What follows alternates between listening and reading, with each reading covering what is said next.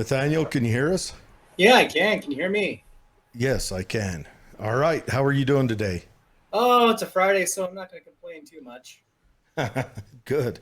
How are you Good. doing? Now we did have you on schedule for last week, but you had a work emergency you had to cut out on.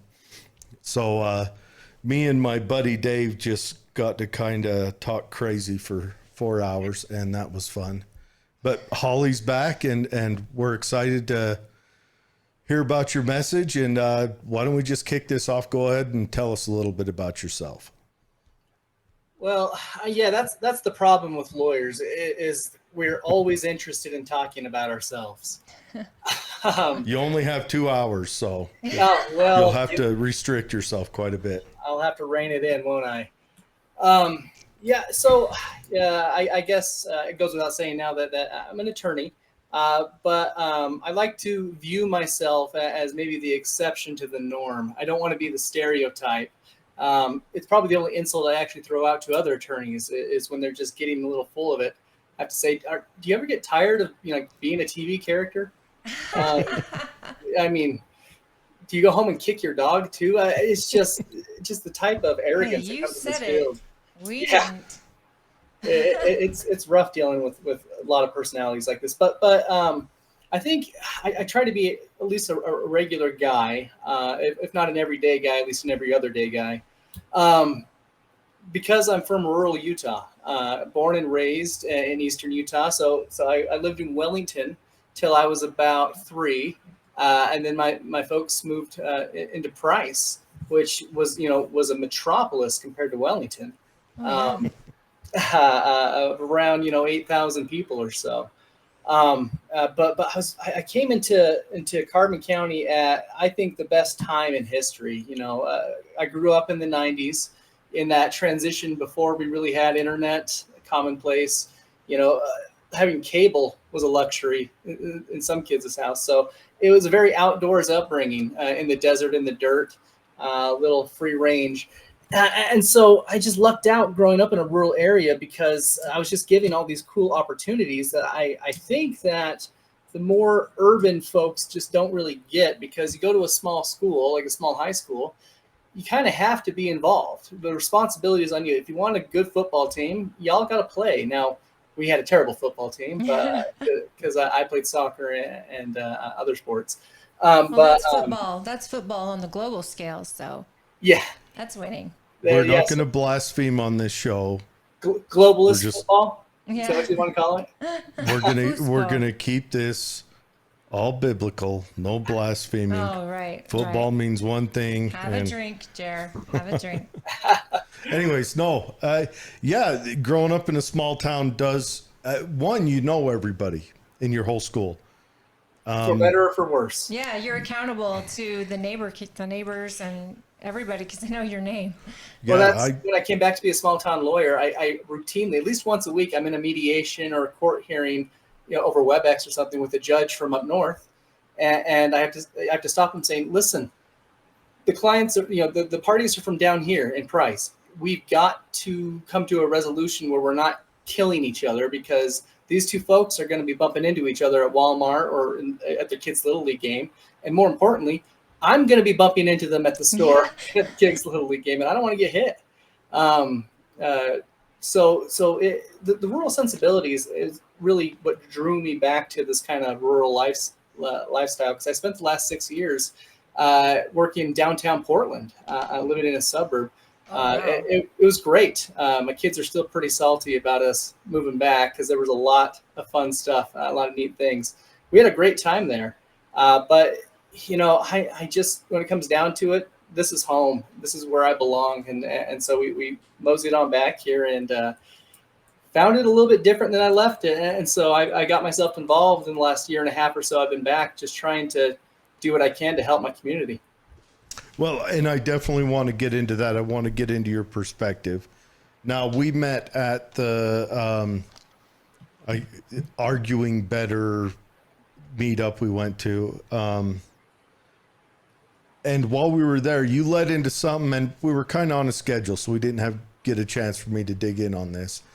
But you have a different perspective of Portland during the summer of love than the one that almost everyone else has. And I want to dig into that. What is your perspective? What did you see that, cause you kind of have a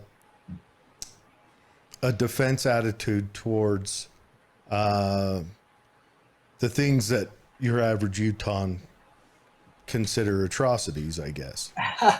Oh, I would just counter briefly that I have a realistic outlook on it because I saw it. Mine's based on evidence. Mine's based on I was actually there. I don't really care what you saw on cable news or social media. I was there, and as kind of an unbiased observer, because I wasn't rallying. I did march in one march for the Black Lives Matter movement. But other than that, I was working. I worked downtown, kitty corner to the courthouse. And so I drove in. Well, most days I actually took the train in. So I would take a train up through the Beaverton Center, over down to Pioneer Square, right in the heart of downtown, and would walk about 5 blocks over to my office building. So I was there. I witnessed.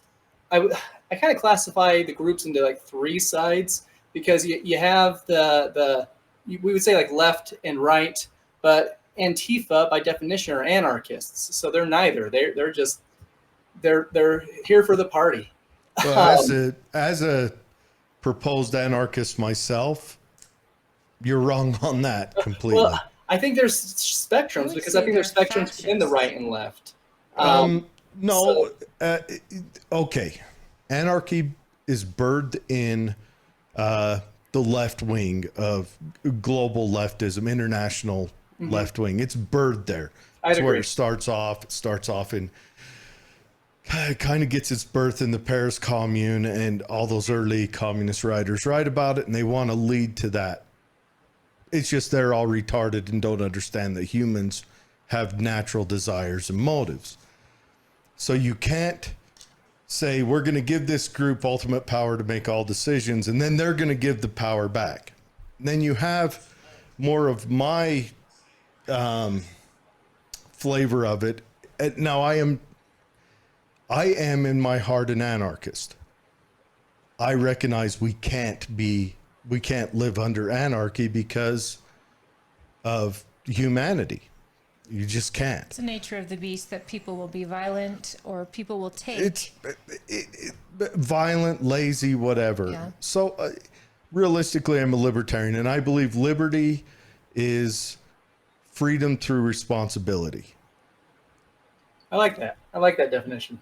And for the record, during the Summer of Love, I was downtown Salt Lake when they were doing their peaceful riots, and witnessing that. And I was on the law enforcement side because that was safer, and it wasn't really safe. I mean, those officers were put in some severe problems. And even my brother-in-law was a state trooper, was up for that. And so I kind of came into all that with a unique perspective. With family and law enforcement, and so I'm hearing from people that are typically on my side of the aisle say very loud, very aggressive things about all, and kind of omnibus comments about all law enforcement. And I thought, well, no, I agree that there can be systemic issues, but there's still, it does not apply universally.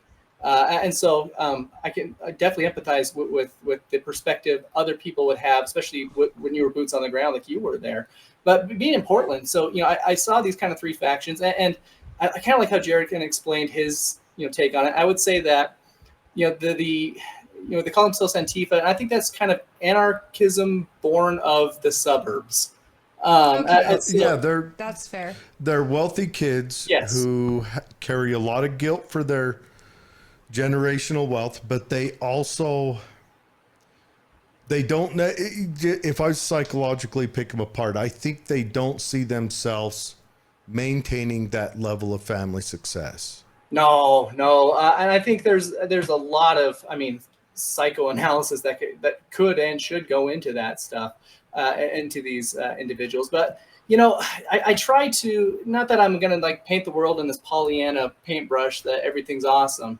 But I do try to say, okay, let's look at some perspective here. What's the good things I can take out of this? What are the lessons I can learn from this? And because looking at all these sides, because, coming from a very country background, I get why, a lot of rural folks kind of abandoned moderatism, even liberalism, and moved to conservatism over the last 20 or 30 years or so. So I can empathize a lot with that. But myself, I consider myself philosophically on the left, but a true tried and true realist, that I'm willing to, put aside my wants and desires and views in order for progressive compromise. Progressive as in, let's solve the problem. I don't have to get my way to solve the problem. I think I have a better idea, but I also understand I'm not a dictator in any situation, even, in situations where I am, like with my kids, where I can by law say, you are going to do this because I am in charge. But that's not the relationship I wanted to, instill with my children and I. And so I took that view, over the years. And so I'm sitting there, it's summer of 2020. I'm in downtown Portland. I'm walking through the crowds. I know where to be and not be, but and so I see this, reality, and hear these people's, side conversations, because that's the real thing.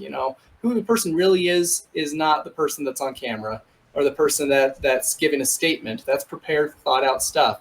Right. I'm hearing these side conversations, and I'm hearing people who have genuine fears, genuine concerns.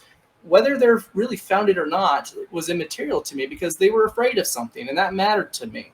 And so hearing those, and seeing these experiences of people, and then of course the fringe that come in and take advantage of the situation to try to get their self-importance out in the world, make themselves heard no matter what happens, definitely escalated things. So, we all saw.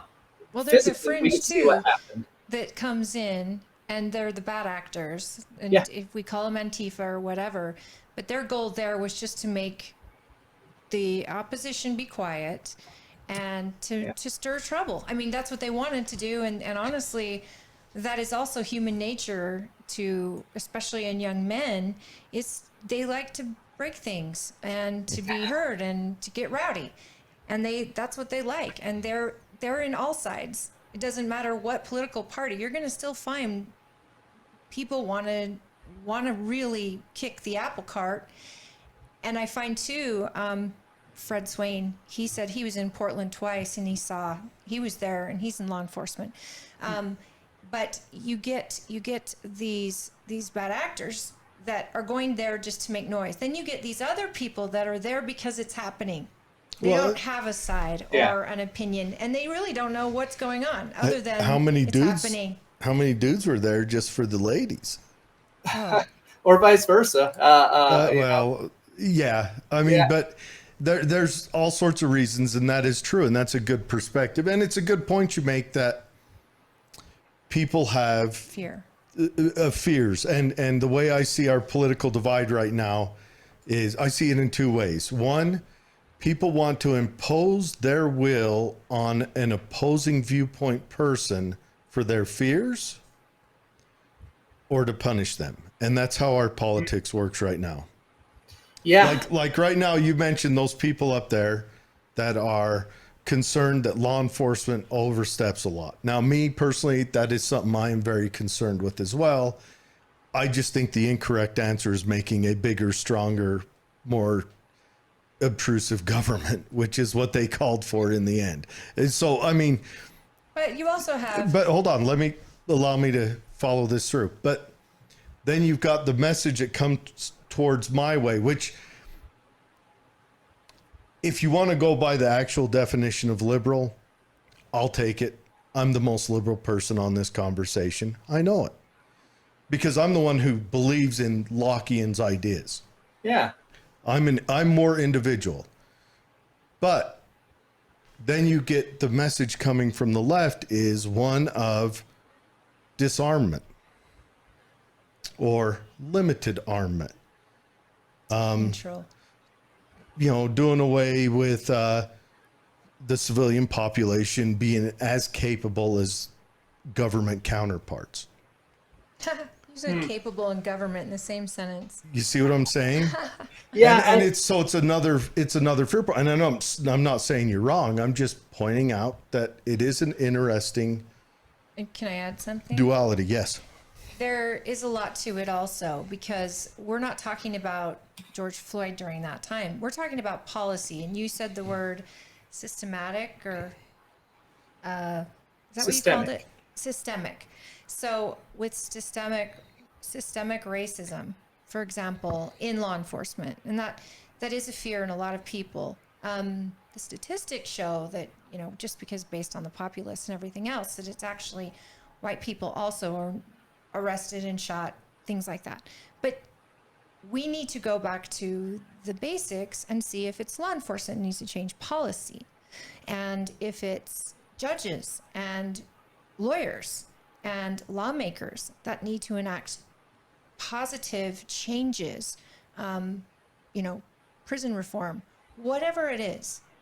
But at the end of the day, I mean, David mentions, if you're not willing to use violence and force to govern, then would you not be an anarchist? Well, violence and force, I mean, when it's such a difficult time, because watch out, David's going to get him drug into a conversation that we won't get to hear. We won't get to hear his message, and that's really what we're here for. Can you pull up the messages, or is it not they're working? not pulling up on that? Okay. So because of I Facebook. appreciate both kind of takes on that, and maybe it's something I'm trying to dispel a little bit with why I kind of jumped into this race, and I can see why there's a lot of support for let's say like the former president, because he kind of came out saying, listen, this system is rigged, it is corrupt, it is bloated, and I'm going to burn it all down. Now that's I can see why that's a cool message, but from a guy who literally goes to the bathroom on a gold toilet, come on, that guy's part of the system. We have socialism in this country. It's for the top 1%, benefits them greatly. So I'm coming from. You can use his name on the show. You're welcome to say the word Trump. It's for the top 1 and the bottom. Well, the top probably 10 and the bottom, and then there's a middle group that's carved out for political influence. Middle group is funding all of it. Yeah, and so there's this term like administrative bloat and stuff, and so I would kind of agree, I guess, with the sentiment that the system, whether it be economic, political, even educational, the system is rigged. There's a tremendous amount of corruption, and we need someone willing to go in there and say, yeah, I'm going to burn it all down. And I'm a member of the Democratic Party. Now, a lot of the times people will get, they'll hear that, then they'll go off on some kind of rant. And I say, listen, I went home last night because I heard your argument, and I checked my birth certificate, and you know what? And I was surprised. It did not say Joe Biden on it. I was shocked that my name isn't actually Nancy Pelosi. Because here's the deal. I got significant concerns with my own party. That's why I'm running as a Democrat. So I can go in and help address these things, because I see both national parties, major national parties, are just corporations interested in running their business. And frankly, so I jumped into this election. I have my meetings and find out, there's jobs I don't think simply shouldn't exist philosophically. People whose jobs their career is elections. And I think that's a joke. This kind of money. And I was told, it's the same for both parties, but you're a candidate. You're going to be spending several hours each day alone in a dark room on the phone asking for money. And I said, no, that is one, I'm from Price. Who am I going to call for money? The people I call ask me for money.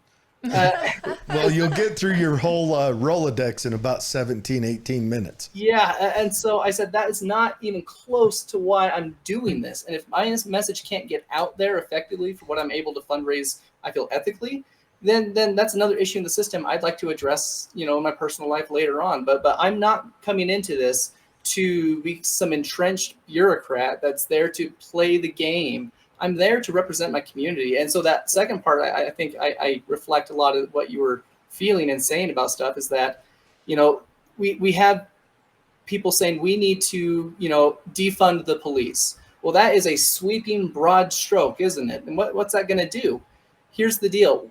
You want to actually address things. And Jared, I think you and I talked a little bit about the Department of Education, a federal department, how ineffective a kind of one-stop shop is for 300 million people in 50 very different states and however many territories. We need to focus on community solutions, because I'll tell you, Provo and Price, Delta and St. George they have different problems and different ways to solve these things for a myriad of reasons. And so if we sit there and just pass legislation, even at the state level, it's not going to work with these broad strokes. So we need elected leaders, what I want to be, that's going to go in saying, okay, here's the federal resources we have.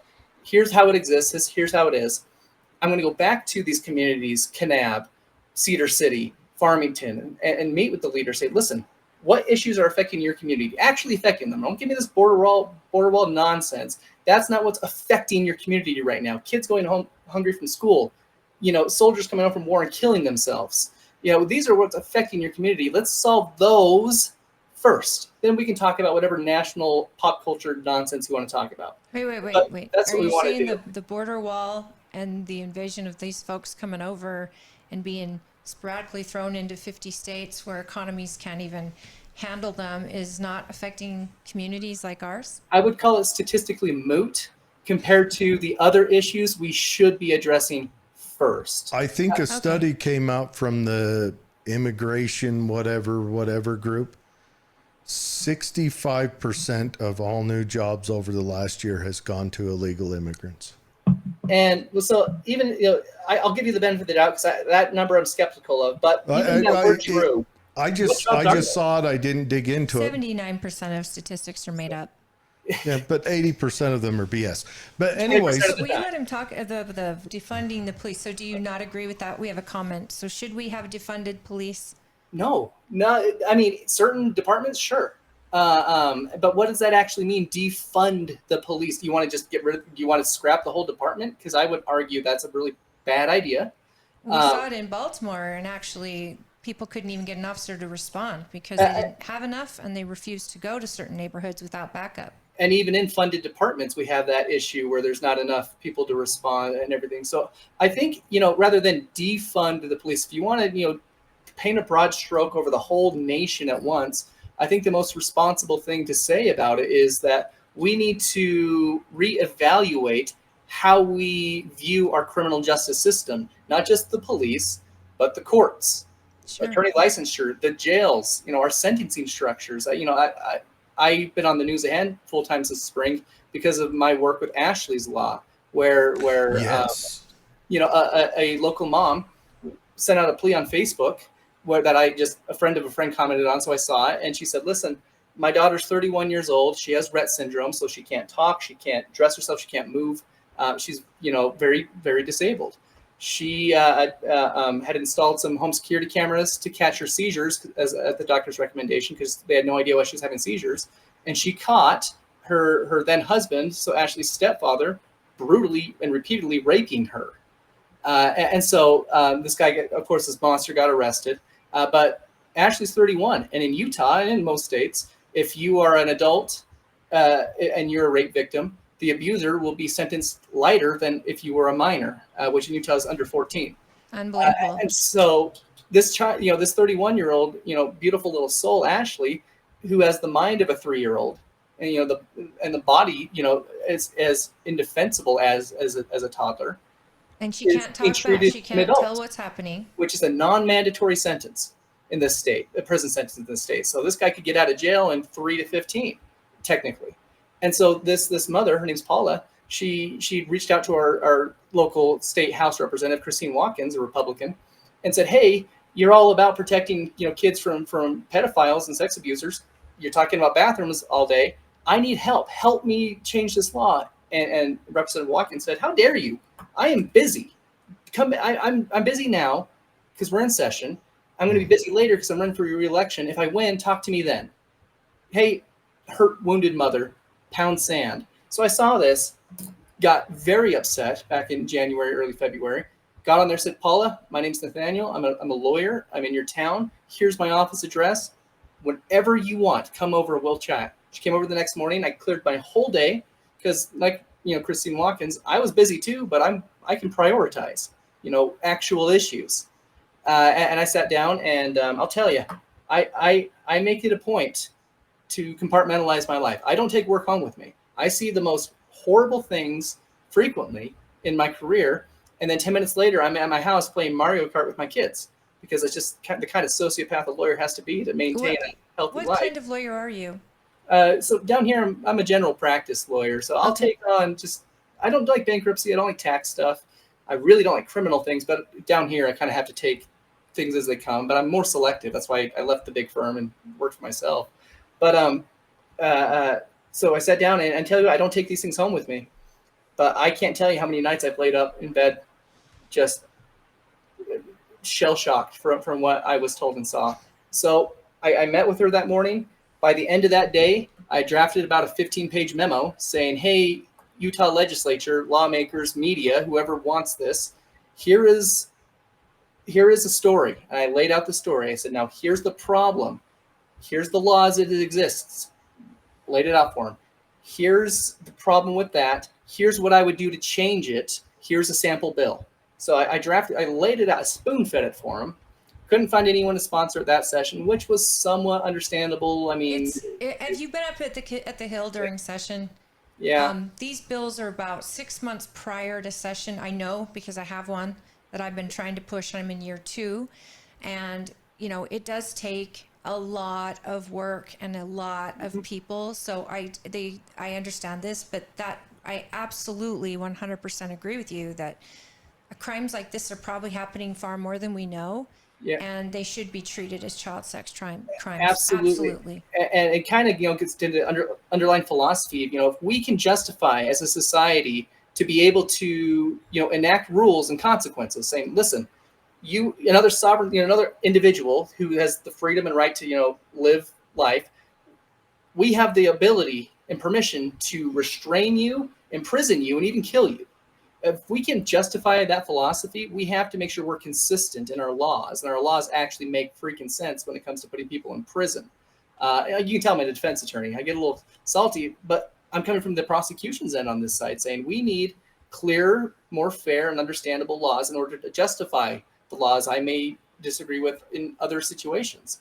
And so I got in there, and it caught a ton of steam after that. Her mom, Paula, is just a dynamo when it comes to this advocacy. She's incredible and has taken this thing to such, high heights. The gut punch to this all is that, the damage had been done. Ashley, she continued to diminish, and eventually back in March, she died. Oh man. And as Paula said, she just gave up. That was, I've been to a lot of funerals, and I buried a kid, my son. And so watching another parent bury a child is already difficult, but sitting in that funeral, watching a wounded mother bury her daughter like that, there's not a descriptive word for it. And it's not, I can't say this is the reason I'm running for Congress, but this is a significant part of it that I'm so sick of the egos in our elected offices that can't say, hey, I understand I'm busy, but I can prioritize this, drop whatever big thing I was going to do that day and help, because, and I found this at least in my career, sometimes the only thing and sometimes the most important thing I can give to a client is to feel heard. When a wounded person feels heard, the healing that can happen is tremendous. And so that's what my initial thought was, is there's a wounded mother. If I can at least make her feel heard, I can at least bring some comfort into her life, because that's what I want to do. If I can leave an impact in a small community, I've done my job. Go ahead. Do you have somebody now that's focused on the bill? Do you have somebody that is? Yes. Have you reached across the aisle and brought a collaboration of people? Because I know there's R's and there's D's, but you're talking about something that is right and is wrong, good versus evil. I think this should be something that the bipartisan support has been healing in a lot of ways. So the guy who's running against Christine in the primary here on the Republican side, he's a man named Tom Hansen. I think he's an educator. He lives down in Emory County. The phrase when I think of Tom Hansen is good man. He's a good man, and he comes from a good family. His son Talon is the municipal director for the state Democratic Party. a good man who can maintain a relationship, a good relationship with a child, and have such big ideological differences, that just shows me, so much about a character. And so Tom's a Sure. good man. Now he's running, so he's not in there. But there is a lawmaker who is here in the state level, because when I found out we had someone on the state level taking it over, I refocused to make this a federal law, which is a different analysis, Sure. a different. Which you need issue to go senators for that. And So I'm sure Mike Lee's team, Romney, at this point, getting Yeah. senators involved. This seems like a no-brainer to me. Yeah, what And does I would Romney hope have to so. lose? Romney Well, should jump on it. I would hope so, but as we've seen, there are no-brainers, grand slams. We set the pitch up on a tee for a lot of these people, and then they nuke them for whatever deal. We have a bipartisan border deal ready to go, and Donald Trump says, "Hey, I don't like it, nuke it." So it gets nuked because follow the cult leader, right? All right, I've got to correct you on wow. that. Well, I mean hold that is on. an overbroad Hold on. generalization. I am not And going Donald to Trump can't tell the Senate. and I am not known for defending Donald Trump. No, he's not. I'm known for blasting him. But one, Donald Trump didn't drive that. The thing that drove that were the limits, the upper limits, the windows they put in there was catastrophe. Ridiculous. Two, the added cost. And three, looking at it and saying, why was it 3.5 years ago this was managed, but now it's not? And it's not managed particularly because of the actions of Joe Biden and the Democrat Party coming into his win and after he got sworn in. The things they said and did. And he tore up a lot of negotiated agreements that we had with other countries that you apply for asylum in the first safe country. First safe, at a port of entry. He tore that up. And now I'm not blasting you for that, but and I know that's a talking point, and I know Holly makes her talking points as a Republican. Me, as a sworn independent, I have not voted for president since Bill Clinton. It's the last time I voted for president because it's all dog poop. It's just whether it's fresh or ashy and dry out in the yard, but it's all dog poop. Because we've watched our country do some extraordinary things, terrible and great. And if you do nothing and don't vote, you're part of the problem. Here it is. Well, okay, when Coolidge runs again, I'll vote. But anyways, That for a lot of reasons, I'd like to see a zombie running. But no, so that and I appreciate your take on that. anyways, But that was just kind of way to kind of illustrate a point that there is, because you say like Mike Lee and them and Mitt Romney. I think there's a lot of grand slams that people simply, and on both sides of the aisle, will simply not support because the narrative is we can't give the other side a win, especially on an election year. We can't do that because these two corporations, Burger King's not going to help McDonald's out here. Chevy's not going to help Ford. And so that's why I said these issues are more than just kind of singular issue. We have to look at, if you want to talk about the border thing, that's why I'm not going to, make a big, run and talk about this a bunch in my campaign, because what am I going to do? I'm going to go to Congress and just be another noise in there. What I can do, I can help direct certain resources and solutions to individual communities, help build up these communities with these issues, make them a better place. And as we do that, we eliminate certain distractions in our lives that we can now collectively focus on solving issues because, and so, the border crisis. Well, why are people coming to the border? Well, have you even Googled Iran-Contra? I mean, let's talk about policies we've had in those countries for decades and how we created the mess that we're now, complaining about. But then again, it's even more nuanced than that. And so you got to go deeper and deeper. And so I, as a congressman, can focus on issues that will affect the lives of the members of my community the most and help address that. And it's not just me going to work for you. We're working together. I need your help to tell me what is affecting your neighborhood, your town, your county, what's going on. What have you seen work? What haven't you tried yet? Are you willing to listen to another side on this? Let's try something. But I need you to help me try it. I'm not just going to, legislate and walk away. Well, I mean, you would be over the purse essentially Yeah, in Congress. I want to So facilitate. I like being a mediator. I want to help say, we've got a dispute. I'm going to objectively look at this, all aspects of it, look at the reality of what we have to work with, and present options and say, okay, the options are here. It's my job as your leader to act, and I'm going to act, but I want to listen to your input here, because I'm not just going to sit here and dictate that I know what's best at all times. can you share with me what some of the things that your community has told you are the issues, like in Price?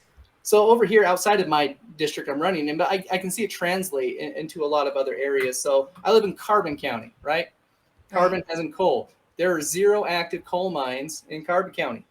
That's a problem for identity purposes, at least. A little false advertising going on. But here's the deal.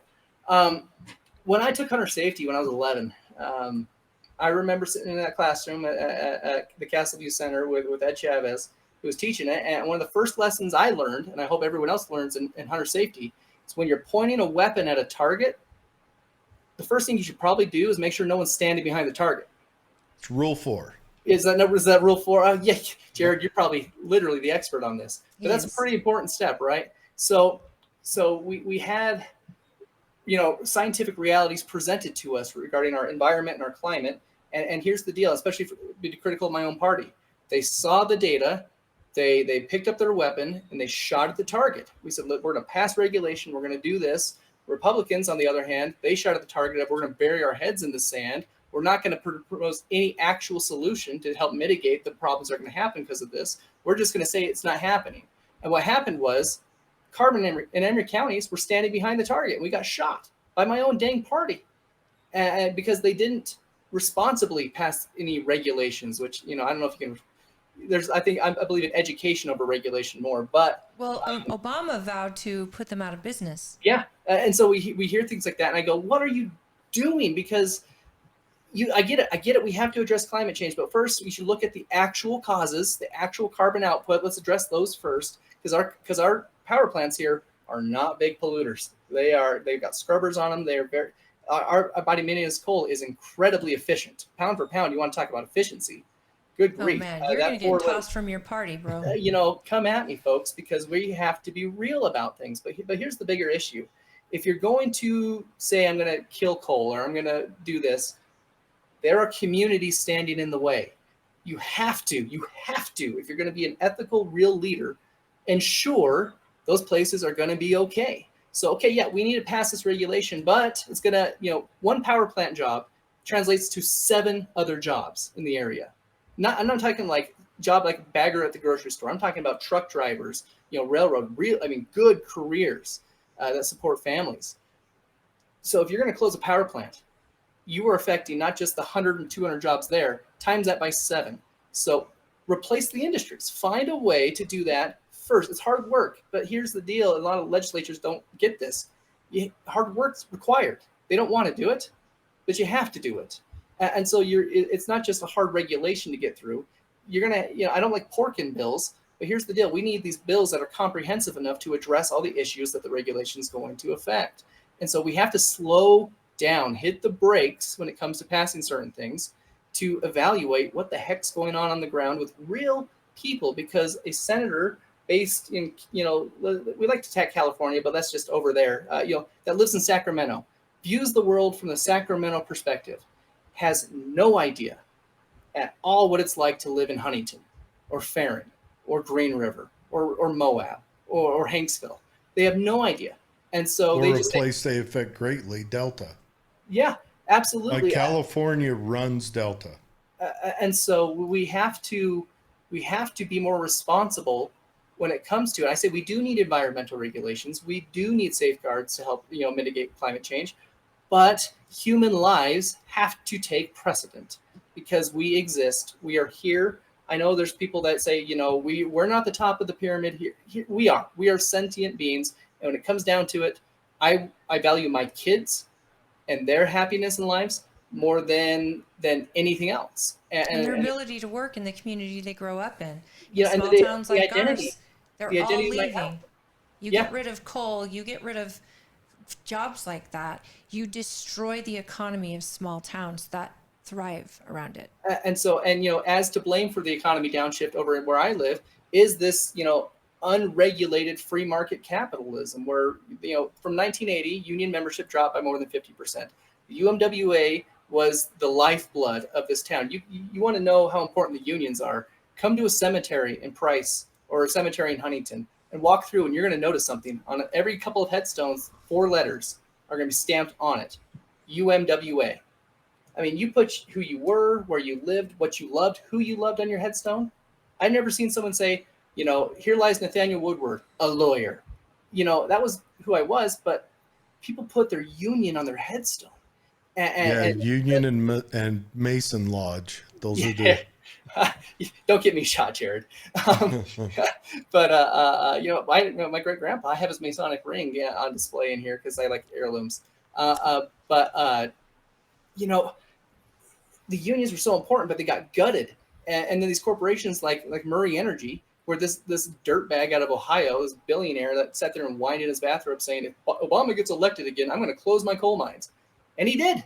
And there was no consequence. There wasn't a union to go there and, steal his mailbox, burn down a bridge, do something to, Yeah, but you realize the restrictions that you want are putting them out of business by design, because even with the climate change restrictions they have in Salt Lake right now, we have an environmental engineer that's actually our representative for the state. And he says, even if we followed every single restriction, you do not eliminate, nor do you even meet the standard for the EPA. So they're put so insanely, if you got rid of every car, every gas fireplace, every gas stove, it still would not meet the standard that they're looking for. And the problem is California's gotten around it by promising to meet the standard eventually. They're not. It's an impossible standard as long as there's gasoline cars on the road, and you cannot eliminate that. The bureaucracy is crippling. And so, coming from the left side and saying, listen, we have, nuclear energy to me is so cool. Uranium salt reactors. I love like thorium recyclers. We have this energy research center, the Centerfield Energy Research Center down in Orangeville here. They're doing so many cool things. And I love nuclear energy. Very sustainable, quote unquote, clean. Yes. Great jobs, the kind of careers you want in your community. But the regulations like the EPA stuff in place make it impossible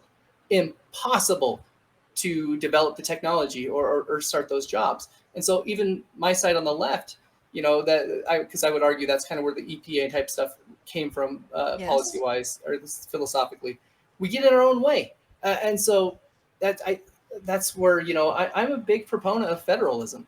I think that we need to put a trust. Hold on. Now that's where the Democrat Party's going to come down hard on you. Say that again. You'd think, but because in law school, the Federalist Society is the conservative-leaning law club or law group, and people are just so easily sold into clubs. They're wearing their Mickey Mouse Club ears, and they're just so into it, and they're like, yeah, that's what federalism means. No, here's even as a tried and true liberal progressive here, I want communities to be able to determine what's best based on their culture. I want their culture to survive.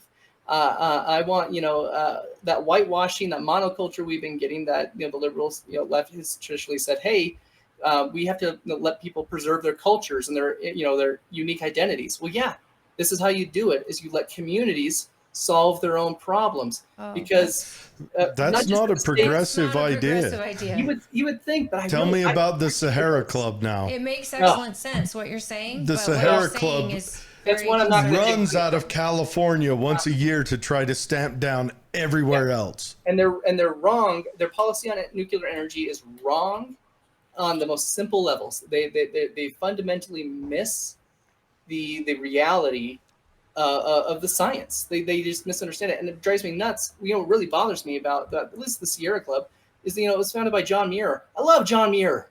My oldest son, I named him John. And so I think they really have missed the mark. And there's other environmental organizations I really struggle with. People like SUA, the Southern Utah Wilderness Alliance. I believe it's incorporated in Switzerland. That makes sense. I get grumpy when people in Bountiful tell me, what I need to do regulate the public lands here, the 96% BLM ownership of lands here in Carbon and Emery County. It bothers me because those are our public lands. And I go, technically, but I live here. Like, they're not. You are welcome to visit as much as I am, but I live here. The management of it means more to me in reality than it does to you, because I am actually affected by it. Well, and your taxpayers, your tax dollars, their local tax dollars are going not only to make sure those lands are kept federal, your county relies on those PILT dollars that the federal government pays pennies on the dollar to have that land be restricted. And then if anyone gets hurt on that land, it's your local tax dollars that are funding your police departments, your EMTs, your hospitals. So yes, Davis County may have an opinion on how to run them because they're federal, but it's your tax dollars that go to actually maintain them. Yeah. And so just a reevaluation of how we view this, the supremacy clause in the Constitution. I agree that there does need to be this dual relationship. The federal government should exist. We should, support, measures that affect, I do care about, public transportation in Louisiana on a level. I do care. I do. But when it comes down to it, I think I need to not be weighing in on the vote on how to best regulate, that or a lot of stuff. Issues in Texas are different than issues in Vermont. And so we get this group of 100 senators, or what are we at with Congress people? 400 and 500 something? 434 or something. Still a smaller group, but still, I mean, that is a tremendous amount of power that is being wielded incorrectly because there's not a lot of this, collaboration. I like cooperative federalism. Things like cannabis laws, where federally, it is illegal, but there's this policy where the federal government says we will not interfere. So the DEA is not busting down every dispensary, whether they're the medical ones here in Utah or the ones in Portland that are on every other corner. And so I like cooperative federalism. So I do think there's this good balance. We can balance these relationships, but we definitely need to reevaluate exactly, the federal government's involvement in communities when policies just don't make sense across the board. If I had my magic wand, I'd do two things with our public lands down here. One, I would transfer all mineral gas lease from federal land to SITLA to fund our schools. Because we can raise our taxes all we want, we're still not going to come close individual be able to pay for the types of schools our kids deserve and the salaries our teachers deserve. But the mineral leases, I think if we give them exclusively to SITLA, I think we'd cover a lot of ground there. But that's my minor one. My pie in the sky, Jared, I don't know if we talked about this, is I would reinstitute a form of the Homestead Act. I said, okay, cities might be getting a little big for their britches. Talk real slow, because this is the good stuff. I'm gonna have to put an R rating on this show now. But go ahead, keep going. So and even the housing prices, we have all sorts of issues. Food prices are out of control. So we have so much federal land down here, and I'm not talking about the public lands. People think the Santa Fe Swell, they're thinking of the Black Box or Buckhorn Draw. I'm talking about open land between Wellington and East Carbon, tens of thousands, if not millions of acres all over these counties that are perfectly situated for new towns that we can, responsibly design to make them, kind of a hallmark for walkability, health, small business friendly. The biggest issue, I think, for that, other than actually getting people to agree to it, is the water issue, because Eastern Utah is in a rough spot, and even Western, all of Utah's in a rough spot. Water. Here's my weird solution that I think would work, and I'm willing to input on this. But if I had my magic wand, this is what I would do. I would, from the federal perspective, I would fund with federal dollars a handful of desalination water plants in Southern California. From San Diego up the coast. Calculate how many gallons of water is coming from that, then subtract that amount of water from California's rights to the Colorado River. And then I'd build a pipeline to Las Vegas and do the same thing. Using ocean water, correct? Yep. So to desalinate it. Which is genius. And why have they not done that? To repay the taxpayers then own 100% of the lithium extracted from that process. So then we stop taking our lithium from China, from Chile, from other foreign countries for our booming, battery market. and we allow our taxpayers to get repaid for the cost of those plants and the maintenance of those plants through that lithium sale, which increases, U.S. production of things. And so I think it's a grand slam. It's just getting people in Texas and in Florida and in Massachusetts to say, hey, we're willing to pay taxes to get water to Los Angeles. Well, But right there is a now, payoff. our current Bridger Bollinger right now is working on a bill that does just that with lithium and the mining of it, and giving that money back to the communities in which it's going to be mined, and actually giving us the sovereignty of our state controlling it. And now in Tooele County, we've got 120 miles west that is absolutely open. Why would we not create maybe a nuclear power plant out there that could be maintained and not affect the local community, but benefit Utah first? If Utah did it first and showed that all the benefits go to Utah citizens first, that may be what starts other states to do it, because we haven't built nuclear power for, 40 years? Well, the hard part we have is we came through a prosperous time when we had a high trust nation. And that high trust nation, maybe it hasn't all the way dissolved, but it's dissolving. Absolutely. And they don't trust government to do things. Everyone signed up under FDR to say, yeah, we'll throw all our lot in under federal guidance. And then the high trust nation goes away, and the vultures step in. And I mean, we've lost that. So I think we do need to wrestle back federalism. What we've lost is DC, because Democrats and Republicans are the same in DC. It's all part of the low trust thing. I mean, your inner cities are dying because of low trust. When you're writing laws to let the criminals off at the expense of the victims, you're done. You're done. There's no... We're not prosecuting on purpose. But we've got to wrestle it back, because I think if we stood here in Utah and Utah wanted to put together a great society type movement within Utah, you could get buy-in. But when it comes from DC, we've seen it too many times. The deals were made where California gets 65% of our water, where California gets 80% of the electricity made in the state. But has to do no infrastructure on their part when they have access to an ocean and technology. And then that backdoors California in to come in and strong arm our cities and our laws and we become an abusee, which is, I mean, for Republicans out there, it's the exact argument why we have an electoral college. Mm-hmm. The exact argument. Yeah, and I can get really nerdy and talk about, all those things for the next 20 hours. But it's something that happens a lot when I have these kind of conversations. People say, that doesn't sound liberal. I said, because I'm me. Right. Hi, my name's Nethaniel Woodward. My friends call me Than. You're going to get to know me over these next few months in the media. And I promise you, if my opponent's Celeste Malloy or Colby Jenkins, whatever they say about me is probably wrong, unless it's me, and then it's probably right. But here's the deal. If that's what sells to you, if you're the type of person that goes to the Chevy dealership to be told not to buy the Ford, then I don't want your vote. I don't need to be dealing with just some level of cult worship I can't handle anymore of these political parties, because these political parties are now boy bands. People are screaming at them. Everyone knows the lyrics to they know the tune to the Beatles, but not everyone knows the lyrics. So they're just listening to the tune and they're screaming at a movie poster or a band poster. And so I have no patience for it.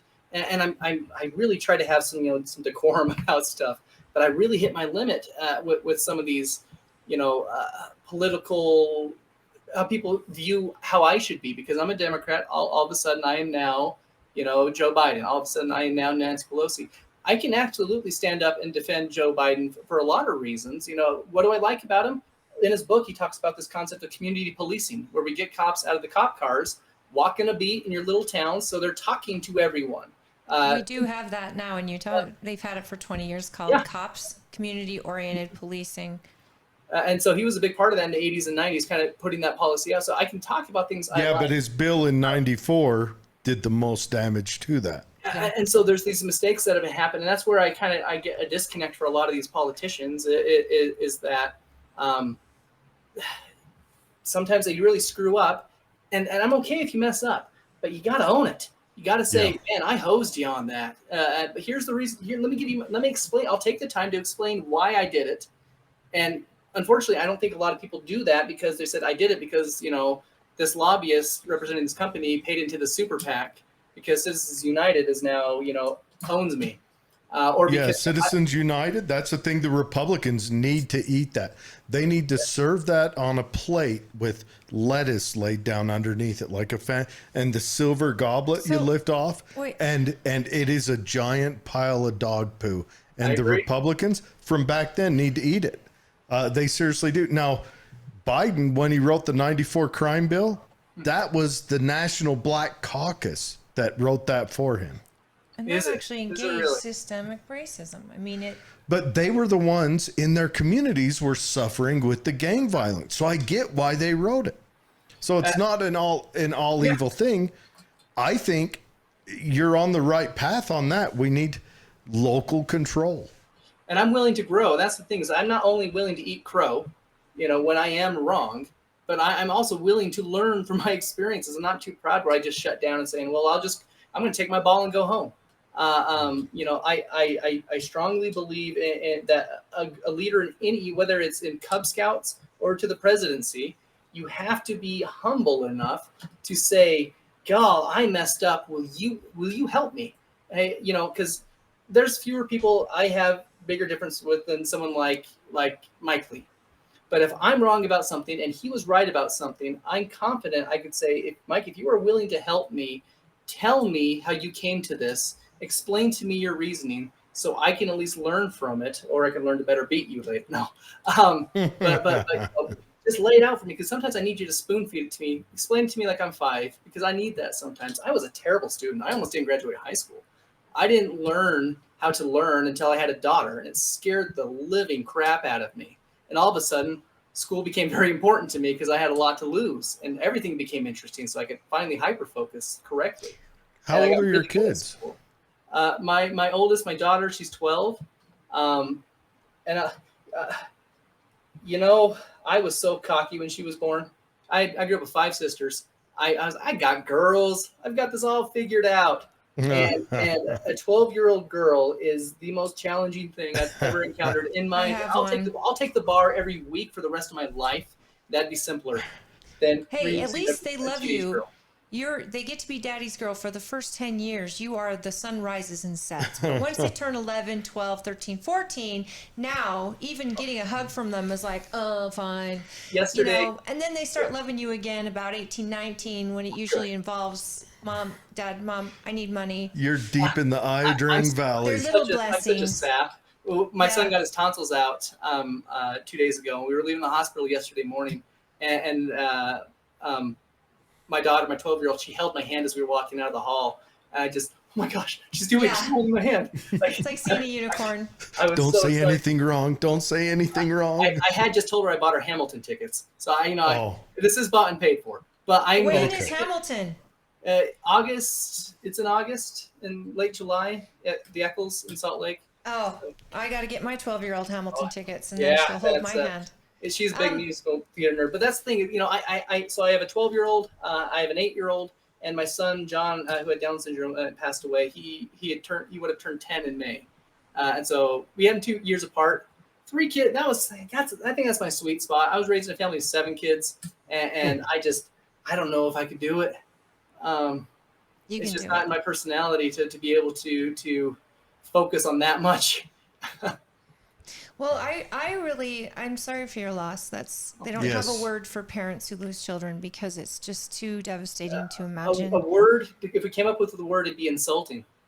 And that's why it happens. I had a cousin recently lose a child like that. And when I was in law school, a buddy of mine lost his brother in a helicopter accident on the Hudson. And he asked me, it was the first time he had asked me, but it's been asked me since, is, how do you get through this? My answer is, you don't. You're never out of the woods. You just get used to the scenery. And you do find, through the pain, through the heartache, you do find moments of beauty. Truly. I'll be sitting Yeah. out on the San Rafael Swell, fossil hunting or something. And I'll take a sit, and I'm just sitting there on a rock in the desert, alone with the wind or something, in the silence. And I'll have a moment. I'll have something beautiful will come into my soul, and it wouldn't have happened had I not gone through this, trauma. Of course, I traded anything in an instant to have John back, or my mom died when I was in law school. I'd trade anything to get them back, but it's not going to happen. I'm not going to get them back, and at least in my view, in this life. But You in the feel reality I have, in the cards I've been dealt, there is beauty, and I've come to appreciate these very rich moments as a result. And so, they say, how do I get through this? It's not hopeless. You're not going to get through it, but you are going to find a new reality. And in that reality, there is joy, there is beauty, and there is so much more to life than black and white. I appreciate that, and I've lost someone that means everything to me, and I didn't think I'd ever get through it, and the guilt of having a happy moment when you've lost them, you almost feel guilty because you found some happiness. But I think the beauty of it all is that you also meet angels among us that come into your life after a tragedy that maybe you wouldn't have met otherwise. And the path that your life goes on goes in a different direction that may not have happened otherwise. But those moments of you feel of perfection, or they're with you, they're beside you. It's a pretty, you learn how to live in a world without them, but they never leave you. They never leave your heart. They never leave your mind. And you just tend to enjoy a different scenery, and you got to enjoy those blessings. I want to get into the issues again, because you would like to represent CD2, but you don't live in CD2, or do you?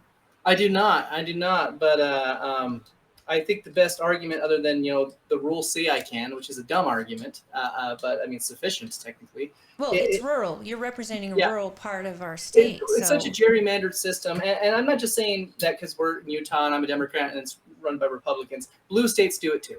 Every state that has a majority of the sufficient size gerrymanders the heck out of their voting base, and it's absurd.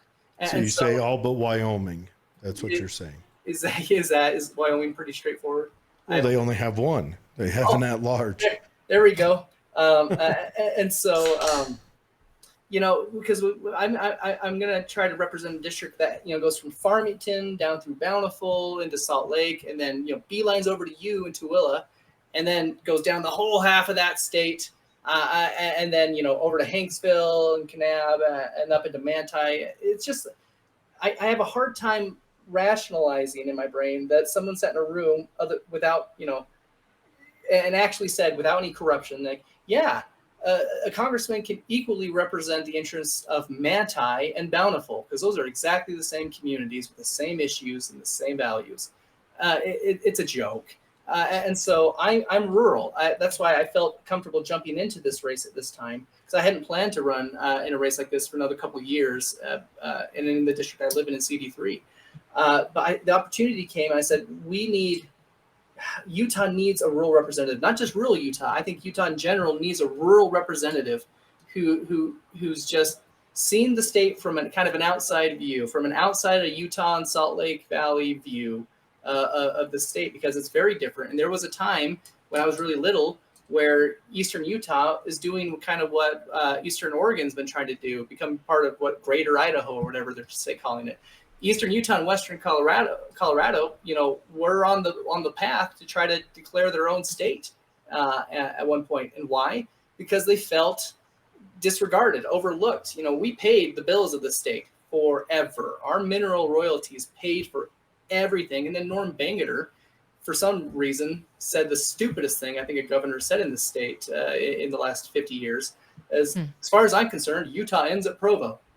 And we said, we agree. Absolutely. Now let us keep our taxes. And so, coming from this outside perspective, I think saying, listen, every big issue you're seeing in those bigger cities in Utah are happening in our little towns, but I'm seeing it not just exaggerated, but on a more intimate level, because my city council, I know them all. I know them all very well.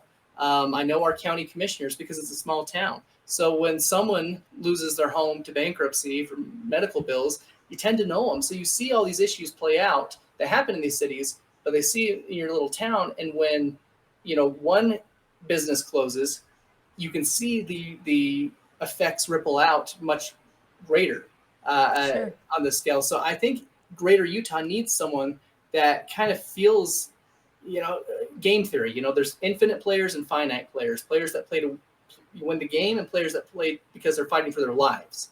I feel I'm an infinite player. I'm not just playing to win this individual game. I have got to win the Super Bowl. I've got to, or my community is going to disappear. I have, like when I got good at college, I've got skin in the game now. I've got something to lose, and it makes me dangerous because I'm going to be passionate about this stuff. And dangerous not as in, I'm going to burn the place down. Dangerous as in I am very invested in this, and I cannot afford to lose my home. And so I'm going to go into Congress, and I'm probably going to get in a little trouble with even my own folks where I say, can you just shut up for a minute and listen to what the people actually need and not your agenda and your feelings and your ego and your social media following? Can we actually do this? And so that's why some of the representatives I admire most are the ones that most people have disregarded or mocked. The ones that can't be bought. Bernie Sanders cannot be bought. I don't have to agree with everything he does to not admire that he's not for sale. AOC, she can't be bought. I don't have to agree with her on policy. I would argue she's bought right now. Yeah, I think Nancy Pelosi shut her down. Well, let me tell you a story about that actually. And to kind of go along with what you're saying, but I it doesn't really change my view of her too much. I actually kind of like Nancy, I actually like Nancy Pelosi makes stuff happen. Okay. I actually kind of like AOC because she's just a fireball. But I have to get to a question though, comments, because we have not addressed any of our comments. But David Weiss makes a comment that says we should represent the country as a whole first and your district second. And that is absolutely true. We elect our elected House members and senators to represent us in Utah. And I think that we've discussed this on the show before. If we're going to get our debt in order, which is the seat you're running to actually be a part of in the spending, the purse, we have to maybe forego the pork. And that pork could mean Eastern Utah. It could mean Tooele County, where we're not getting new roads. We're not getting this. Some of us in this country are sick and tired of the debt. The fact that our current interest rate right now is more than what we pay for our military or our social programs. I mean, this is insane where we are. We're going to have to forego getting this pork, which helps the state for sure. But as a national representative, we've got to look at the country overall and maybe put a stop to a lot of the spending that we all want for our districts. We have our needs. Or we lean in how they've been going, lean into this modern monetary theory crap that we've been living under and eliminate taxes. I don't see why we need to do both. You know who I really like? And I know a lot of people, get grumpy with him, but Robert Wright, his practical economics when it comes to this kind of stuff. I mean, his theory on taxation, I like a lot more because it's, tax the rich, but more nuanced than that. So with David's comment about, as a federally elected person, I am going to the nation. I would slightly counter that I'm not representing the United States in Utah. I'm representing Utah in the United States. And so listen, we do have a national debt. That means all of us. We have federal issues. And I would add, the border, that's a national issue. That's not just a Texas, Arizona, California issue. That is a national issue. But I'm not going to come back and say, the federal government is going to solve all of this, and I'm here to represent the federal government. I'm going to say I'm taking Utah sensibilities, Utah lessons, and I'm going to contribute to the conversation, not dominate it, because the states that should be leading this conversations on how to solve these things are Texas, Arizona, California. The states that are actually dealing with the immediate fallout are the ones who need to lead the conversation. They need to do it humbly, with saying, hey, we need input because it's everyone's money.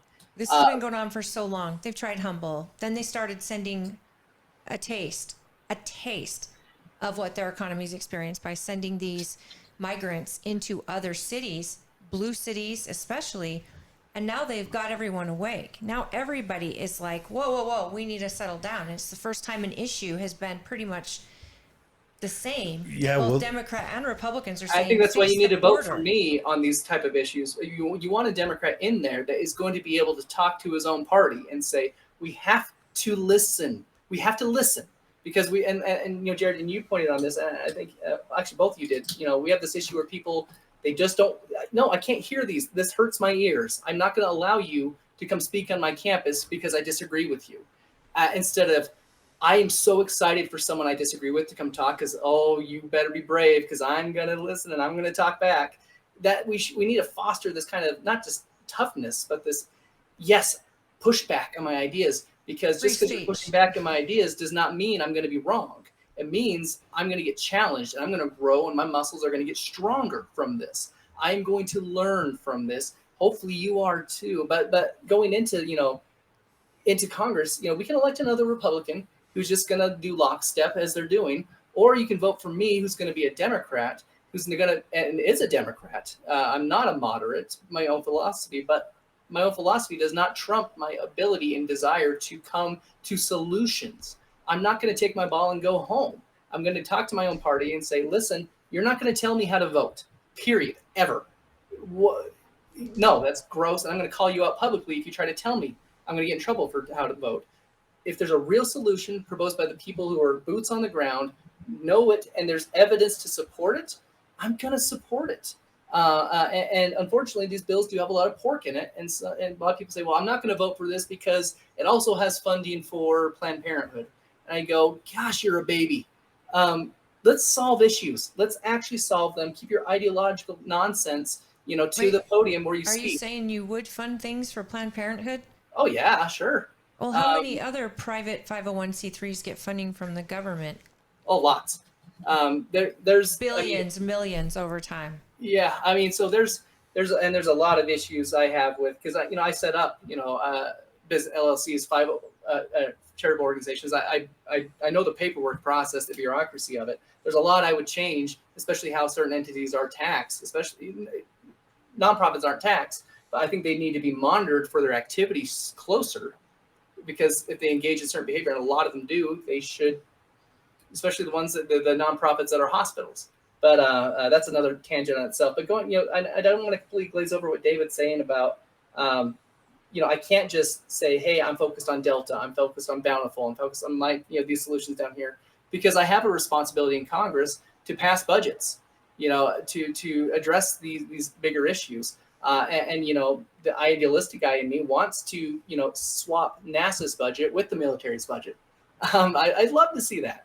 But I'm a realist. My idealism is not going to get in the way of things too much, at least. And I want to look at these things and say, okay, who's got experience with this? Who's got an idea with how to reduce our debt? Because I have my views on student debt. Philosophically, on how I can make arguments all day on why we should be forgiving student debt, but why we can't just write a check right now, because it does nothing to solve the problem it's causing, because the next generation. The Supreme Court ruled, though. The scholars of the Constitution ruled that it's not constitutional to forgive student debt. It's not constitutional to forgive banks and forgive auto. You're right. Let me dig totally agree on that. Let me dig on the student debt. I wonder if that would be a watermark thing for the Democrat Party on total loss of blue collar workers, to say, you blue collar workers who made more responsible choices, we're going to foist these people who wanted to play around, and some people who went and got degrees, but the ones who got degrees aren't screaming for it. The ones who got responsible degrees, but the ones who went to play around and studied non-profitable fields, we're going to fight. Do you think, because, what about the people who paid him off? In the rollover of the 18 to 1900s, the Republican Party was your inner city party, and it was your atheist party. Post Teddy Roosevelt, the spectrum started to switch.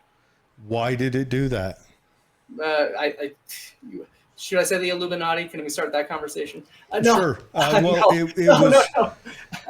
It was actually because of the progressive models that Teddy Roosevelt pushed, drove Socialism. away the inner city people. Yeah, And they rolled into the Democrat Party. Mm-hmm. And so would this be a mark where the blue collar workers say to the Democrats, we get it now. You only work for the laptop class, the educated class. You no longer work for us. Would that cause the Democrat Party to lose them for another 100 years? So I would first counter with the term of irresponsible, or did responsible things. Forget about all those terms. As my friends who became mechanics, I think Okay, I was as responsible. Forget about all those terms. I graduated law school, and to go through all that process, it cost me over $375,000.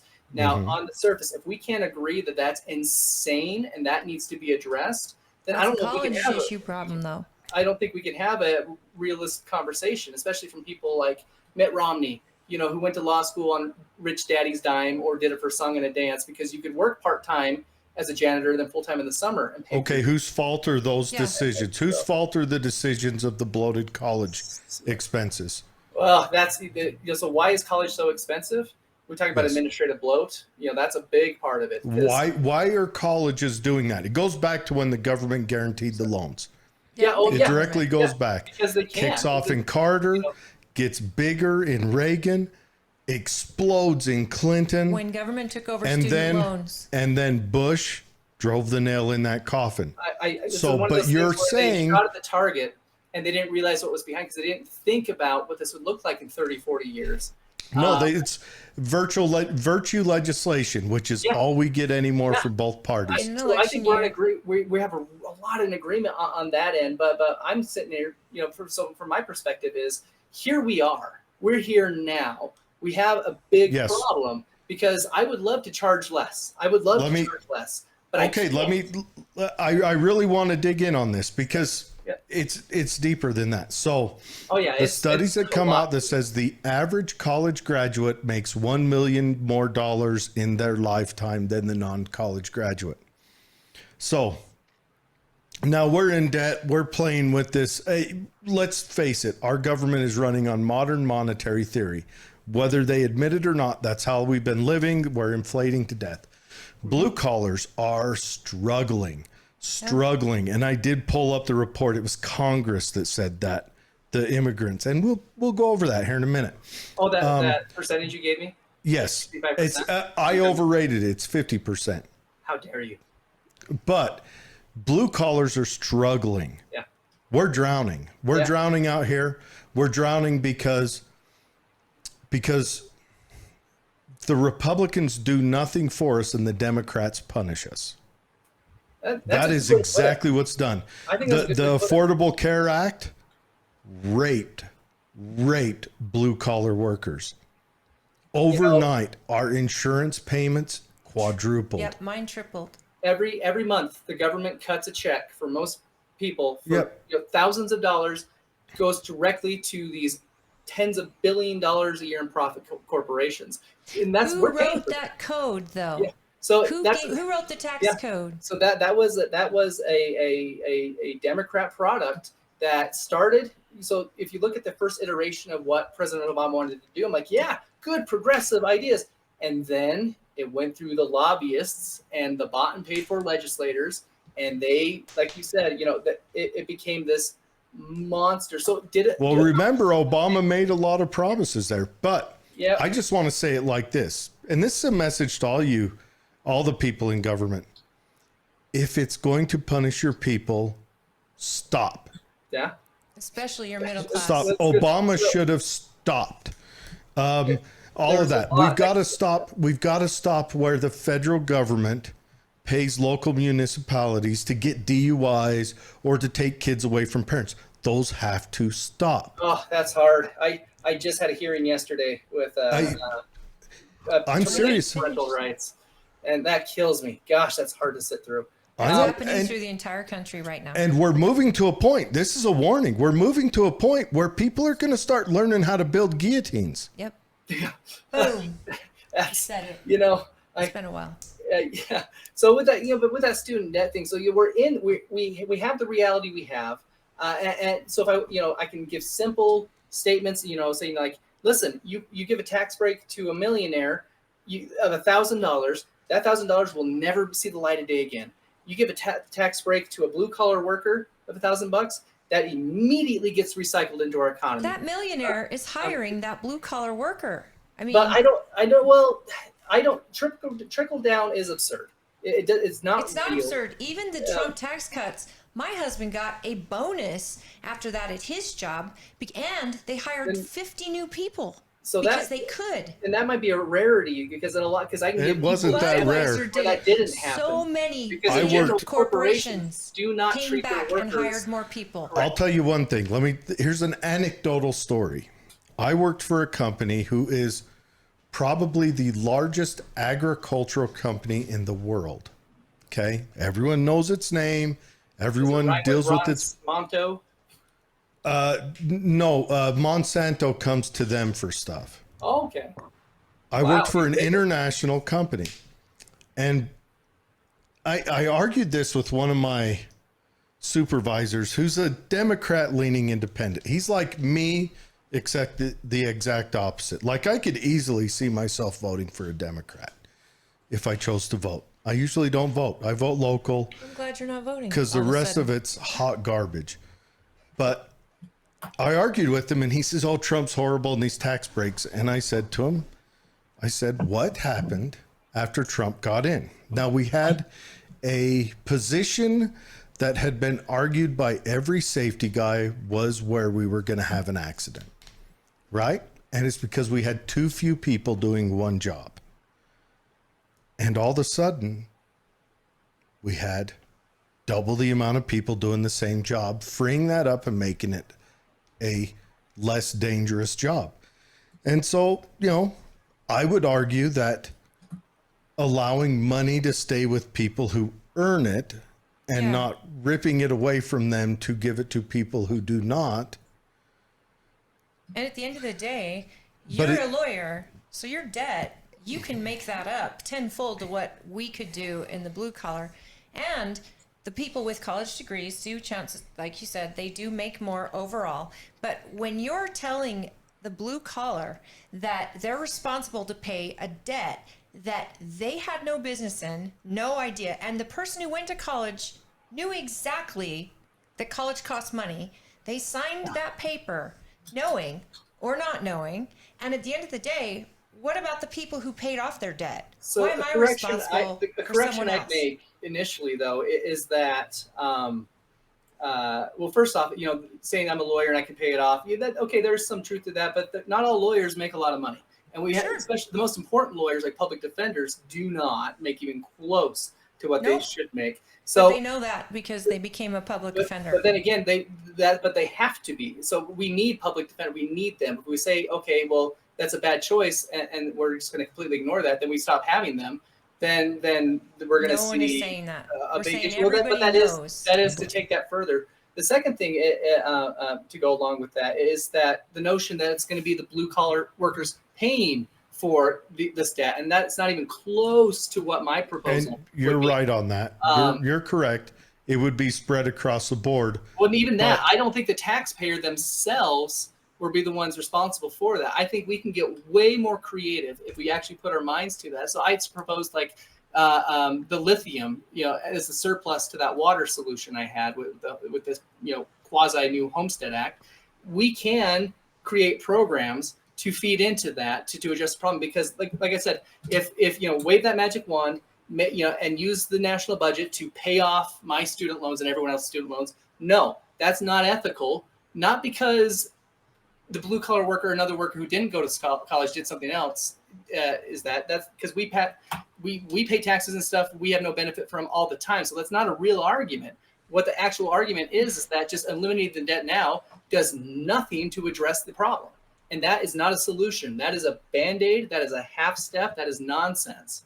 we need to actually find a way to, if we're going to pay off student debt and forgive, quote unquote, forgive student debt, we need to do it in a way that is, one, sustainable, and two, equitable. And so, yeah, because some people chose a different path, and they should not necessarily be on the hook fully. But then again, they filled a pothole on a road yesterday that I'll never drive on, but my tax dollars went to that.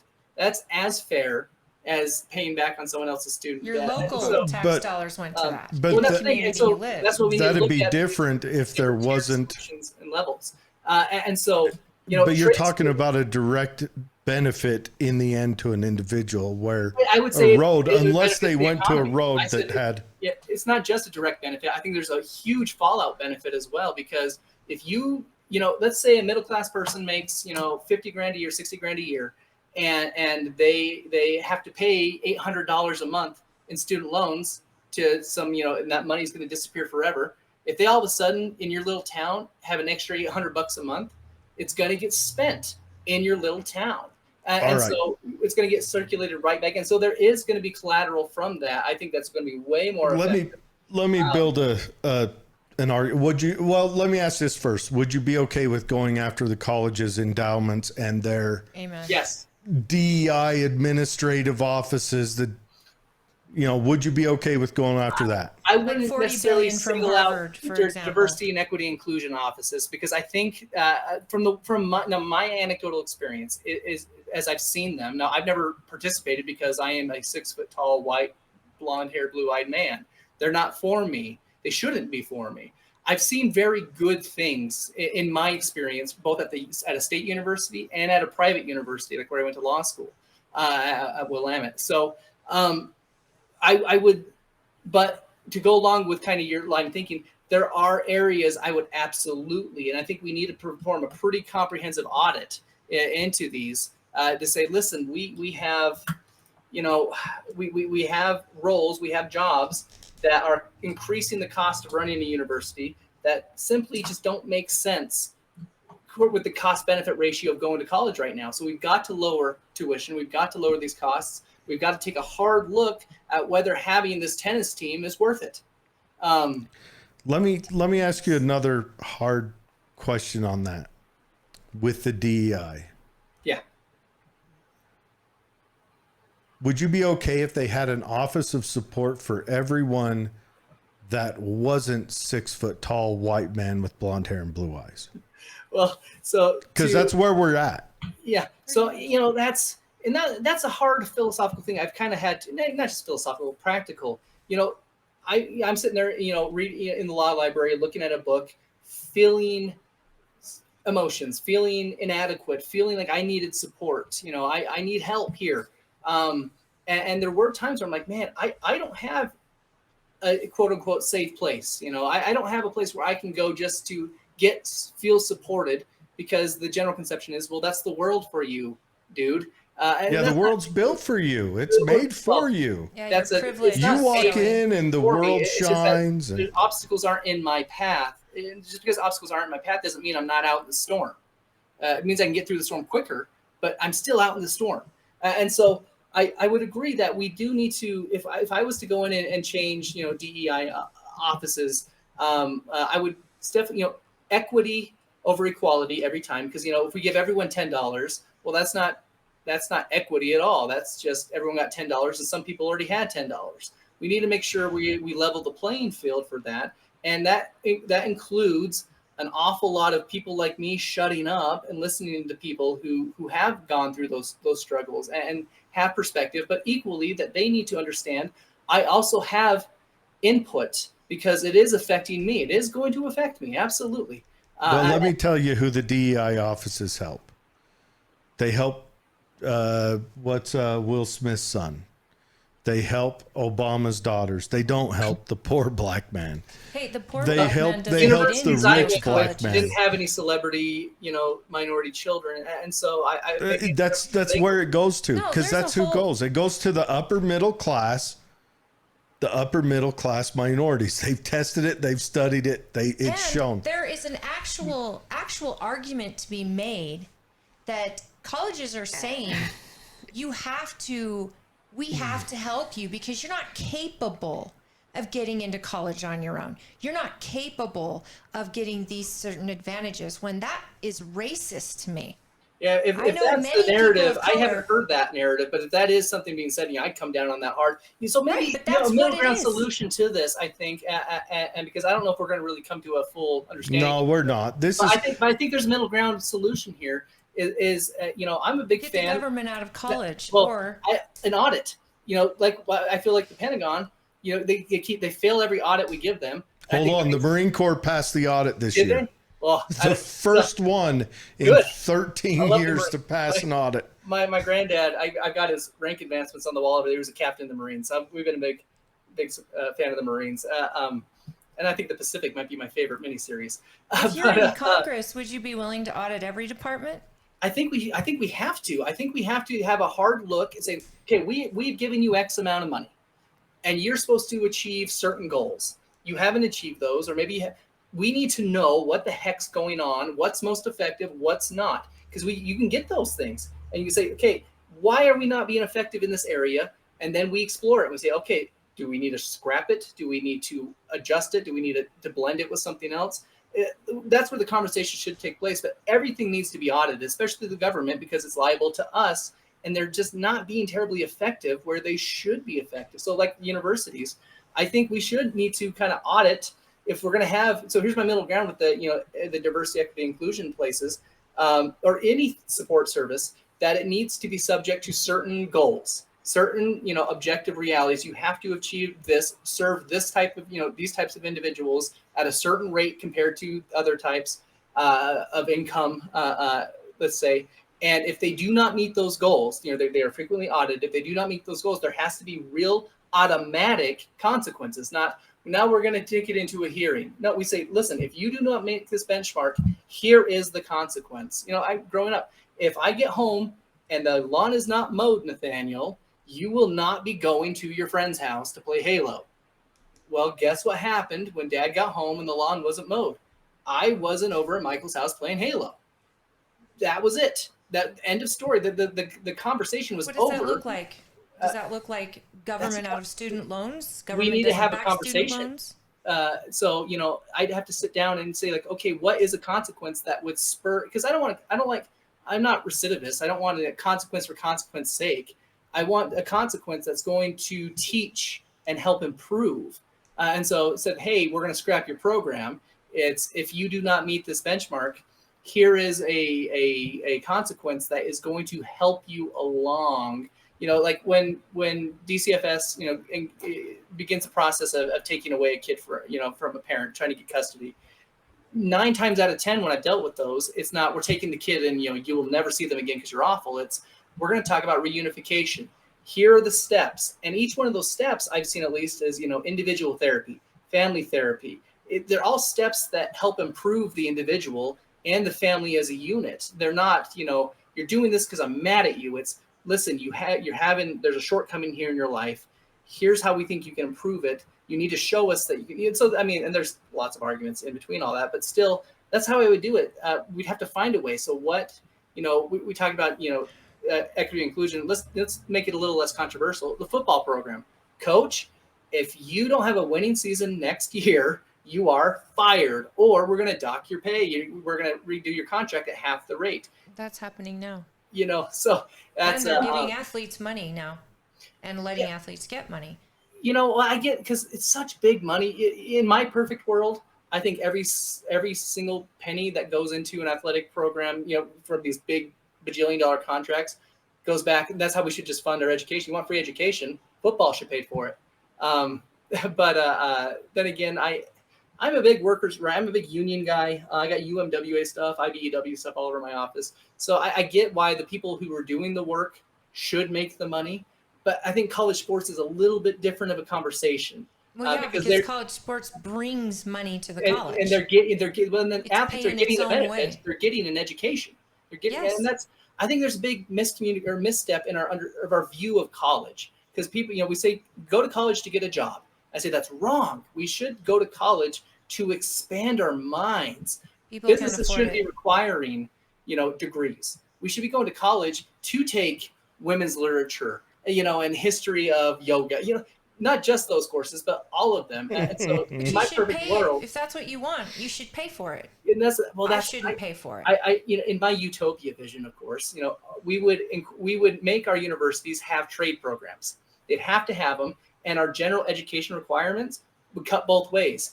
Our students in the humanities, you've got to take welding, you've got to take diesel mechanics, you got to take one of these credits. Our students in diesel mechanics, you're going to have to take, you know, business contracts, something like that. Just the way we get more rounded students on both ends. But on top of that, you know, we had a student that goes to, you know, a trade school to study, you know, go back to diesel mechanics. So that's one that interests me. We have a good program here in Price. And they go there and they just study that. Well, being a one-trick pony is dangerous because adapting later on if something happens is rough. But if we also give them business courses, instead of going out and having to work for Jiffy Lube or, you know, or Les Schwab or whatever, they can say, hey, I know how to do this. I'm going to make me save up my money now I'm working to start my own things. I know that I have the resources, the education to do this. On the other end, another thing the Democrat Party killed, though, was trade classes in high school. And I would renew that Democratic narrative of supporting the working class, saying, hey, we actually have to help these folks out. I wouldn't just forgive, you know, the academic, you know, the university path student debt. I would, if I could pay for that in the future. Trade school's the same, and I would incorporate those further back into high school too. I would go into also people who start a business. You go buy a truck, you show a successful business for a year. I agree. I completely agree. We've got a ton of I know comments. we've got a lot of comments. We brought Satan into the studio, a Democrat. So how dare you? A lot of people are on. But Hi, Mom. Hi, Mr. Mayor. I Hi, do have O'Malley. 2 questions. One question I thought about asking was, how would you feel? We've got an unequal judicial system, correct? Our judicial system works for the wealthy and punishes the poor. Absolutely. How would you feel if they put price control on legal services? Federally or like at the state level, like who got to control it?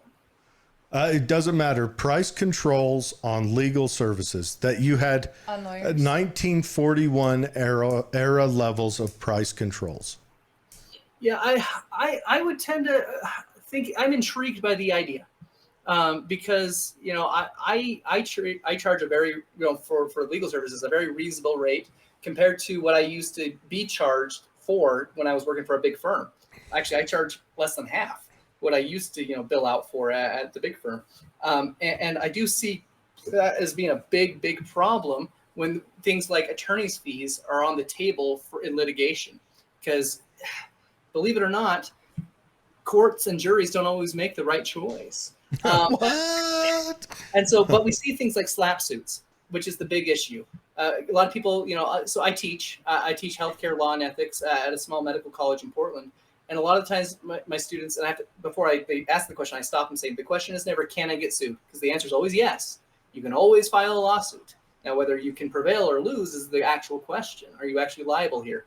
But here's the deal. So they'll hit me up, you know, a couple months after graduation or a couple years. They say, hey, professor, I got this job offer, or I got this job right after that, but there's a non-compete in there, which now isn't really relevant, thankfully, because non-competes have always been stupid. Now, finally, the government's agreed. And the courts even were really hostile to it. And that's the thing is I never actually saw a court uphold a non-compete, but that's not the problem is if you leave your employer and they file suit against you because they can afford it and you can't, all they have to do is outlast you money-wise because to get to summary judgment, it's going to cost you thousands of dollars. And because they have the legal right to pursue this, it can get to a jury trial. And even me, low cost, you know, small town lawyer, I don't know if I could take a case all the way to trial for less than $10,000. So can you afford, even though you're going to win, can you afford that? And I think if we put a policy in place that says loser pays the attorney fees, that would make cases far different. Arbitrations have a lot of those. Well, that wouldn't help in a slap case because they'll just outlast you until you lose. And there's always the risk, though. So let's say that, you know, like you said, we have a law that says, okay, mandatory in civil suits, the loser pays back the fees. but here's the problem: is the trial courts don't always get it right, you know, let's you know, if you pit me, your small town lawyer, against a corporation, and they hire some Johnny Cochran who's going to just wipe Or the floor with 12 me. Johnny Cochrans. Yeah, that's things I can't. Man, they can bury me in motions because I could miss something when they have 3 floors working on it. So I mean, A that's specialist they extreme can example. As much as I like to, I'm such a good litigator. I got to be real here. I'm not Clarence Darrow here. There are far better lawyers than me, and juries and judges don't always make the right choice. And so that's a risk I don't think we should be willing to take. So a mandatory fee payment, I don't think is maybe I'm wrong. I mean, I'll definitely think on that a little bit more or a lot. That'd be something to chew on, because those are restrictions commonly that the Democrat Party has used as answers to economic woes. And I would generally argue that they have been incorrect. Our healthcare system we have now is birthed out of when FDR put wage controls on the populace. It's exactly where it comes from. It killed our Rotary Club system, which was how commonly insurance was obtained and upheld. Yeah, you go to the Rotary Club, get your insurance. And now it's been moved into businesses started offering that. Now, granted, there's a couple car companies like Nash made big because of that, because companies would buy Nash, I think it was the Bonneville, and say, okay, you come work for us, Really we'll give you this healthcare. car, Come work for us for cheaper, but we're going to give you the Yeah. best health Well, care. it's on the not planet. cheaper. Work for us for the same money, that's where because health insurance, so we're in the 40s, and the government says there's a wage freeze, that thing. So like Henry Ford and them, which Henry Ford was a dirtbag, but let's at least talk about what he did here, saying, well, we need to incentivize people to come work for us. So we can't offer you more money. Here's what we can offer you. We'll pay for your health care. So Blue Cross Blue Shield's born of that type of thing. So I can see where benefits can come about. Yeah, but we're nearly a century later and try to operate under the same kind of. we're a century later and drowning under it. We are drowning as a nation. So we haven't been willing to progress and adapt and learn and take a couple risks here and there. But is building a national healthcare system the answer? Because we see how England does it. England has one argument every year, and that's how to fund the NHS. And they're much smaller than us, and their population's much different. Because our the rates of smoking under certain subgroups here are much higher. The rates of cancer in certain areas are much higher. So it's too complicated here to have to copy a European model. I think it would not be close to working. I've never but heard I a do good think thing about Canada. so Healthcare. we use that big no word, socialized medicine. So let's get away from like the repulsion just from hearing a word, and let's say, okay, what does a better system look like? I'm willing to listen to hear your side, because I think when it comes down to it, if we get rid of our repulsion over certain words, I think our solutions are going to be pretty close to what we each feel should happen, and I think there's compromise to be had in there that we can actually come to something. We're seeing it in real time. The VA. Yeah. The VA. That's as socialized as you can get. As a veteran, it's underfunded, fantastic. Absolutely. If we could, I think we could reprioritize our budget. I said, you want to increase military spending? I would agree if you promise that every single dollar would go to, fixing the problems we have, like the VA, like healthcare for our troops, coming home, for mental health and stuff. So yeah, absolutely. But so Trump I think did it could the work. reform. Trump started the reform in the Veterans and Affairs, and then it got canceled the second Biden came into office, and yet administrative policies and in agendas. your opening comments, you mentioned that we are losing veterans. We're losing 20, how many a day? Yeah, to self-harm. I've written it down every time I write it down to try to remember it. But it's insane how many we're losing, and that we're if 20 people died in a plane crash every day, we would be passing regulations out the wazoo to stop it. Now, Nathaniel, we've got 10 minutes left with you, and I've got 1 million comments. Okay. I mean, you have stirred the pot. We're going to try to filter the comments. Everyone, Now, look, I know Nathaniel's political leanings don't match most of ours, and nobody's political leanings match mine. But he's a super good dude. Let's just remember that. David says, David Weiss, do you think you can learn to be an attorney online? Or does it have to be in person? Yeah, no, Syracuse Law, Hawaii, they've got a couple good online law programs that I've been very impressed with. A local woman here, her name's Kendra, good active Republican. She's not right now because she's a law. Yeah, Kendra used to be our party secretary. Yeah, Kendra's She's awesome. Phenomenal. She just graduated from online law school and passed the bar, and she is awesome. She is. She's one of the best. I'm by the in-person law school. I think you're missing out on some really good experiences. Not doing it online. Mock trials and things like that. Yeah, that are great. I mean, sitting in the classroom, the smell of it, the anticipation, the professor walking in and cold calling, scaring the holy crap out of you. It's not the same over Zoom because I teach over Zoom. It's a bit different. But to that question, I'm all for it. I think a lot of education could be made a lot more affordable with these hybrid and even fully online models. And I think that there's kind of a market that's going to start kind of pushing that way anyway. So. I've got these, fluorescent lights here, and I think I'm going to lose this finger now because I shocked the crap out of this finger changing a ballast. But I learned how to do it on YouTube. It took me a couple times to get it right, and one good zap. That's where the underwater basket weaving classes should be held. They should be free. You shouldn't pay someone to learn that.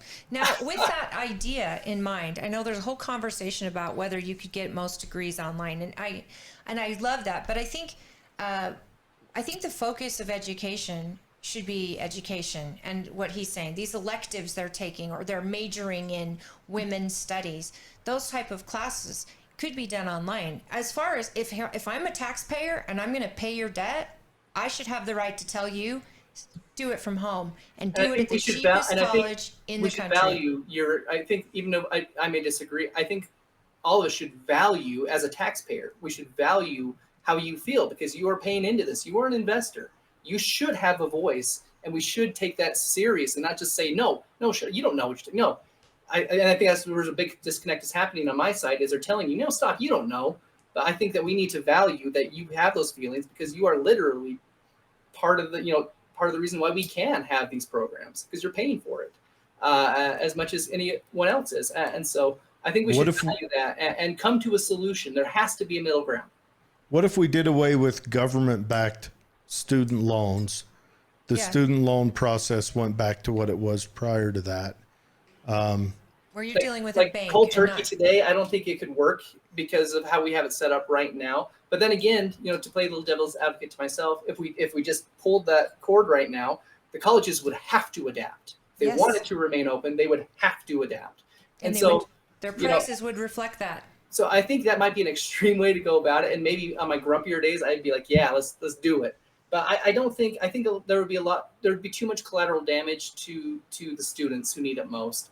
So but I think it's a conversation we should have about, listen, because the fact that might actually end up solving the problem ultimately, can we come to a solution that achieves that, but there is no collateral damage to people? We're always going to have collateral damage. Well, so the smallest amount possible. And not see collateral damage. Possible. Well, I think we can, but we have to be grumpier about it. Right, but the rich are already paying how much percent? But then again, I'm not going in there to taxes be idealistic. In the country. So, but just to get through some of these, and I just want to say, you know what? Most careers, professional careers, you're going to have the top of your class in law school, and you're going to have the bottom of your class. And most people are going to go to the lawyer they can afford. They don't ask, well, what place did you take in law school? They don't ask their surgeon, did you graduate first in your class? Never comes up. Right. So, did you go to Harvard? Did you go to Utah State? Did you go to University of Utah? People care about that much. What they want is quality and what they can afford. And the person, they care about the person. Can I trust you? Absolutely. Absolutely. So, getting the government Did you graduate top or bottom of your class? Right in the middle.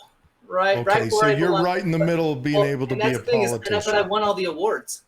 Same thing with undergrad. So what are you doing going to be a politician? You know they take the bottom of the class. Oh, Bottom of the lawyer class would've become done worse, I know politicians. He was top of I his would have done class. What do you worse. mean? But it happened to be an undergrad too at Utah State. I graduated with a thoroughly average GPA. I was named Student of the Year 4 times in 3 subjects. Well, I mean, you're 6 foot tall, white with blonde hair. And blue I eyes. am a privilege. specimen, Did you expect anything Okay, different? so going on with it, David Weiss says socialism is social security. I think he meant the other way around. Social security is socialism. David Weiss says Tulsi Gabbard's vision of the Democrat Party was what the Dems once were. Any party can become hijacked. Same with Republicans. Okay, I'm trying to get through the conversation stuff. If we end up going over with him, we'll stick around as long as he can. What time's our next guest? If he comes on at 4, he can slip in. Okay, so let the free market unleash driverless vehicles. The obstacle is government. If I had to bet my bitcoins. Okay, and he did bring up bitcoins early in the conversation. Boy bands, great analogy. He likes you. We should. He mentioned representing. There is the a whole lot of country. comments. This She's is reading crazy. like every 8th. My So- Dogecoin just recovered, so I'm back on feeling okay about crypto. Back Where's on the Doge. Where's Doge at right now? I bought it years ago, back when right before 3 cents. I mid got it at 3 2000 cents. yeah, mid 2019. I bought like $150 worth. Yep. Saw that go up to like 20 grand. Then it went down to like $40 where it's been the last couple of years. It's back up to like 100. It's like I'm breaking even again. So Okay. Nice. I'm gonna keep it Well, forever. I'm kind of in the same boat I'm as keeping you. it forever. Nice. So David says 40 billion endowment at Harvard. Yeah. So if we're going to do anything, Harvard could afford to send all the BIPOC kids for free and not charge the government. And that's Harvard. Texas State has got an endowment. How that do is we that go huge. after college endowments? You can't. So Yeah. Gosh, there's got to be a solution. I can't say that I know what it is. I mean, send the National Guard. No, because we've Send done the that. National Guard. Presidents. All have right, done, Eisenhower, slow yeah. your roll. but no. Do you know- So there's the extreme. But I would say there's got to be a solution to that. But I would have to sit down with a lot of folks, and we would have to dedicate ourselves to the hard work to figuring out a solution and being okay with trial and error. But on the surface, I agree. These huge endowments they're sitting on, there's a lot of need, and they whine about need and they whine about inequity. Well, you have the money to fix it, so do it.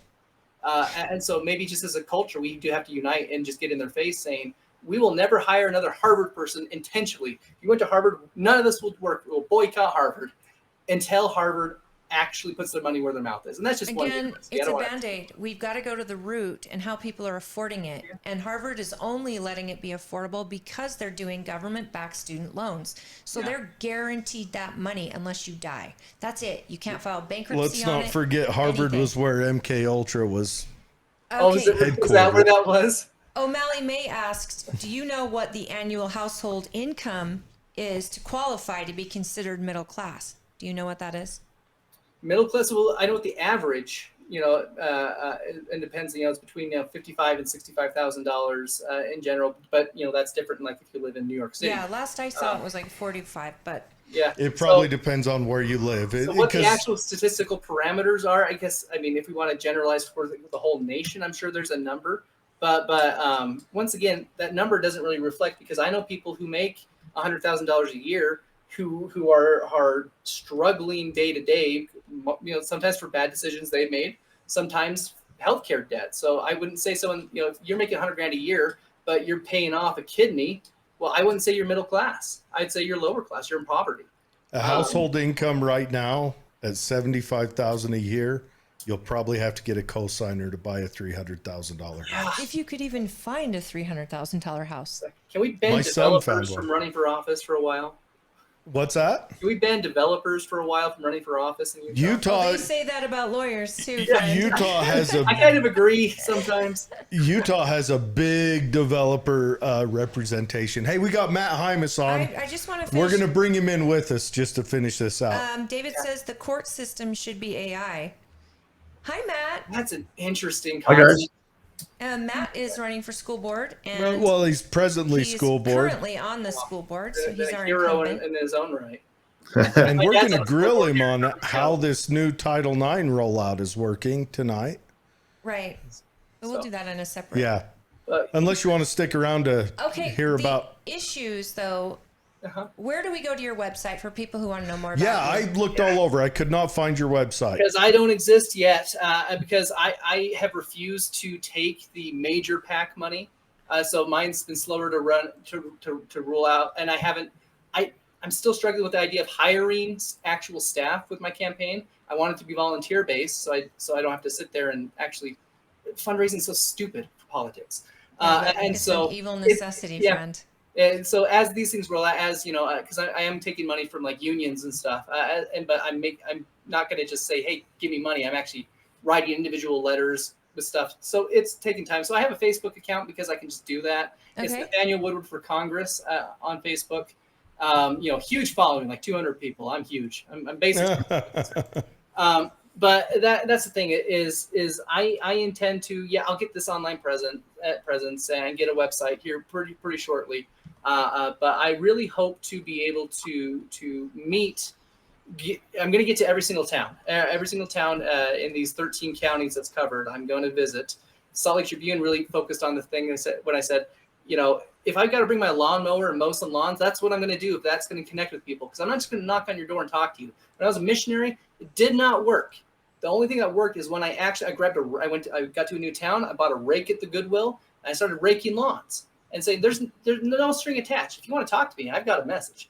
But I'm happy just to have served you. And if I leave your town, having done that, I've made a difference. That was the purpose of my mission, was to serve. Well, you should get in touch with your Democrat chairs in each of these areas and have them set up an event for you. So I've done that. My first was at St. running. George. My first meet and greet is going to be St. George on July 3rd. Location to be determined, but then I'll be marching in the parade, which is thankfully at 7:45 in the morning. Because when I heard St. George on July 1st, I said, I think I'm just going to drop out of the race. That's torture. It's 105 right now there. So I'm wondering, do you have a place that people donate to you? If people like your message, we want to make sure that you're going to be setting this all up, correct? Yep. So I actually have the paperwork right here to go down to the bank and then set it up. Okay. Just keep us posted. Mm-hmm. But We'll share it. I haven't been huge on getting that fundraiser going because I've been more focused on getting my policies together, my messages together. Because I don't just want to take your money. So donate your money. I want to give you a reason why. Because I believe in that form of capitalism. I've got to give you something in return. Don't just believe in me because I am that 6 foot tall. I'm a lawyer and I've got blue eyes. Listen to what I have to say, and if you believe in that, if you think I can accurately, not just accurately represent your interests, but actually be someone to advocate for you, then let's do that. And that's where I think I got a little in trouble with the state party because they showed me these statistics, and you need to focus on this block of voters. These moderates, these undecideds, these disillusions. I said no, I want to talk to everyone because I want some hardcore MAGA person to have a conversation with me and walk away going, wow, I might actually vote for him because he cares about my community. He cares about this. We can agree on these issues, and that matters to me. And that I talked to them and I heard what mattered to them, so I can write it down in my book and say, okay, let's explore this topic because it matters to them, so it matters to me. I might disagree with you. But so that's what I'm going for. Is I'm not going to do this song and dance where I'm going for, say I'm a moderate so I can get the moderate vote. I'm not, but I'm not going to legislate based on my own philosophy and views. I'm going to represent the voice of my constituency and do the best of my abilities. And if I can't get my way, I'm not going to just walk away with my ball. I'm going to try to find real solutions here. And That's great. If it's slightly to the right, but it's a solution that helps people, okay, you have my vote. You're going to have my objection, but I'm going to help move things forward. And because if it helps people, then I've done my job. Excellent. Well, we appreciate you being on today. That's no easy feat, and you have my utmost respect and appreciation for running for the seat. It's not easy to do a campaign. It's not easy in a red state to to run under the Democratic banner. And I think you're an excellent representative of the party. And I've enjoyed this conversation. I know Jared has spoke very highly of you in the engagement that you guys had previously. So we appreciate you being here, and I appreciate our viewers being kind. You know, I can value and appreciate a really well worded insult. I mean, so I had a grandma that, I mean, she could cuss a tree and it'd fall over without an axe. I mean, so I can really value that too, if it's well pointed. But no, these conversations. I mean, Jared saw this on that TV program we filmed. We got to have them, even if they're uncomfortable. But you kind of find that we have a lot more in common than we're really willing to admit. And as long as you're willing to have a little fun with it and have a little fun at your own expense, I think conversations like this is going to be really healing going forward. And so it gives me hope. And so, you know, our politics don't align. And boy, Jared, I do not care for football. But that being said, I still think it'd be fun. And I'd watch a Broncos game with you. Ew. You're a Broncos fan? No, I'm a Bears fan. I'm a loser. Raider Nation over here. Okay, anyways, we need to get on to our next guest. Hey, thanks for coming on. I'm glad to hear a Democrat mention federalism, because I think the 10th Amendment is the only chance we have to avoid the imminent collapse of a nation. Seriously, we need to put more rights back into the local areas and individuals, and that's outstanding. Yes, thank you so much, Nathaniel. The penumbra of the 9th Amendment is kind of my sweet spot. The 9th Amendment's fantastic too. The 3rd Amendment we could probably write out right now, but you never know. Might need it tomorrow. No. Everyone, that's Nethaniel Woodward for Congress on Facebook. And as soon as he gets a website up, we'll advertise it for him, and hopefully we'll get him on a couple more times before the election. If anything, having these discussions, these hard ones, maybe we'll, if he does win, maybe we'll educate him so that he won't go back there and be a blood-sucking parasite. That's 4 terms, 8 years in Congress. Any more than that is absurd. That's my promise. All right. That's fair. Nathaniel, you have a good night. Thank you very much, Thank you, sir. friend. We'll see you.